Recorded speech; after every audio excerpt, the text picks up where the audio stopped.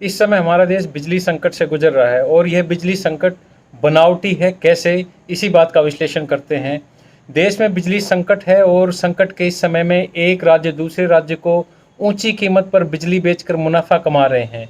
ऐसे में केंद्र सरकार का कहना है कि राज्य सरप्लस बिजली ऊंची कीमत पर ना बेचें, यानी कि जो राज्य सरप्लस बिजली रखते हैं वो अपनी बिजली को दूसरे राज्यों को ऊंची कीमत पर बेच रहे हैं और केंद्र सरकार इस पर ऐतराज़ जता रहा है कि एक राज्य दूसरे राज्य को ऊंची कीमत पर बिजली ना बेचें। एक बात जानना चाहते हैं केंद्र सरकार से कि बिजली के क्षेत्र में पूर्ण निजीकरण के इस भस्मासुर को कौन लेकर आया था?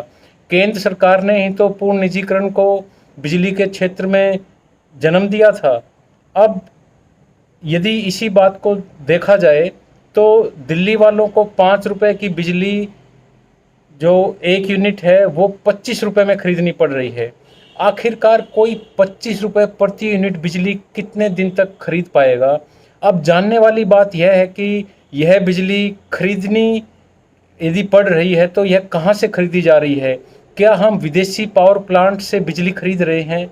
नहीं, ये उस मार्केट से खरीद रहे हैं जिसे केंद्र सरकार ने बनाया है।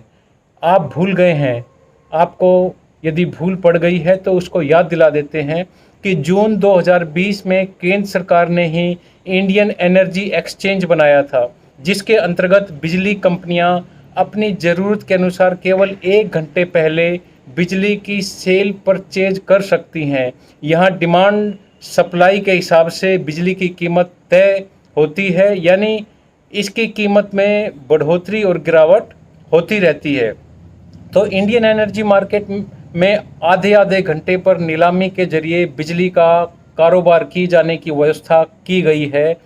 बोली लगाई जाती है नीलामी होने के 1 घंटे के अंदर बिजली की डिलीवरी देने की बात भी की गई है। यह रियल टाइम मार्केट केंद्र सरकार ने ही तो शुरू किया था और केंद्र सरकार की सांसें 1 साल में ही फूल गई इस व्यवस्था के करने के बाद।